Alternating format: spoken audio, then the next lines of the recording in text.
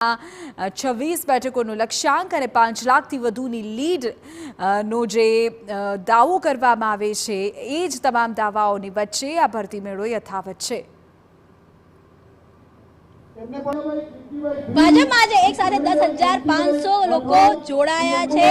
વિપક્ષમાં મોટું ભંગાણ થયું છે, પરંતુ નારણ રાઠવા પછીનું જો કોઈ મહત્વનું નામ છે તો એ છે ધર્મેન્દ્રભાઈ પટેલ। એમની ઘર વાપસી કહેવામાં આવી છે। તેમ સાથે વાત કરીએ, ધર્મેન્દ્રભાઈ ભાજપમાં હતા, સામે પક્ષે ગયા, પાછા ઘર વાપસી કરી છે। ચૂંટણી પહેલા જ્યારે ભાજપમાં પાછા આવ્યા છો, કયા રોલ સાથે પાછા આવ્યા છો? હું જેમ તમે વાત કરી એમ ઘર વાપસી, હું પહેલા ભાજપની વિચારધારા જોડે જ હતો, પણ પછી કોંગ્રેસમાં હું ગયો।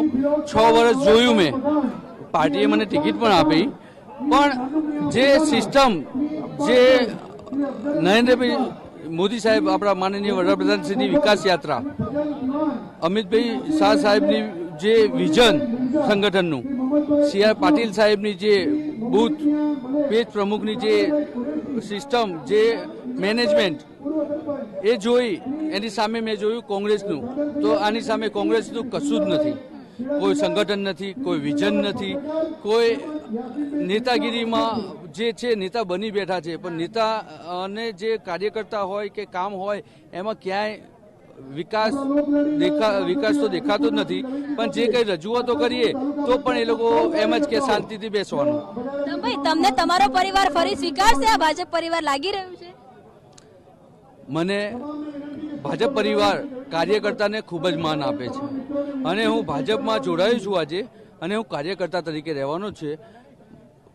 મારું માન સન્માન ભાજપ 100% સાચવશે એનો વિશ્વાસ છે, કારણ કે મારી બહુ અપેક્ષાઓ નથી। એટલે અપેક્ષા નથી, પરંતુ જ્યારે તમે ચૂંટણી પહેલા આવ્યા છો, જો અમદાવાદની જ વાત કરવામાં આવે તો અમદાવાદની લોકસભામાં તમારો કેવો રોલ રહેશે? પાટીદાર કાર્યકર્તાઓ માટે કેવો રોલ હશે? ધરમભાઈ હવે ભાજપમાં કેવી રીતે ઉપયોગી સાબિત થશે, અથવા ધરમભાઈની જરૂર ભાજપને એવું સાબિત કેવી રીતે થશે?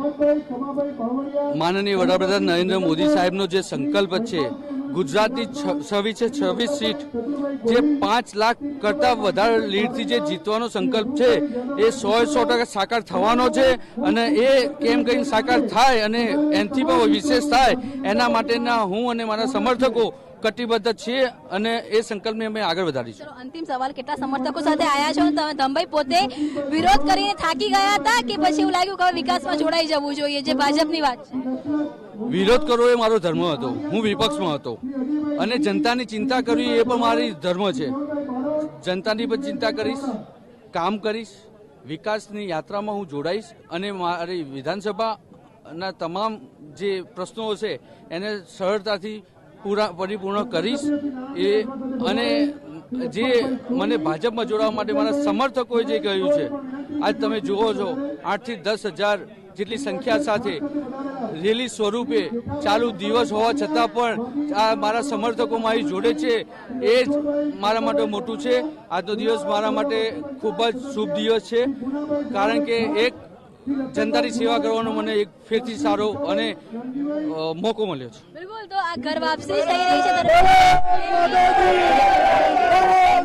ભાજપમાં। આગામી દિવસોમાં જો અમદાવાદ પૂર્વની વાત કરવામાં આવે તો એક મહત્વનો રોલ હશે, તેવું હાલમાં લાગી રહ્યું છે। કેમેરામેન નવી સાથે કિંજલ મિશ્રા, TV9 ગાંધીનગર। તો ઘર વાપસી કરેલા નેતા ખેરા છે કે કોઈ વધુ અપેક્ષા સાથે જોડાયા નથી, પરંતુ લોકસભા ચૂંટણી ખૂબ નજીક છે, અને એ પહેલાં કોઈ પાર્ટીનું છોડવું અને કોઈ પાર્ટીમાં જોડાવવું એ બંનેના ખૂબ સૂચક તેના ઇશારા હોય છે। હવે જોવાનું એ રહેશે કે આવનારા સમયમાં નેતાઓ કઈ જવાબદારી નિભાવે છે, કે પછી કાર્યકર્તા તરીકે અન્ય નેતાઓને મજબૂત કરવાનો રોલ તેમને સોંપાય છે।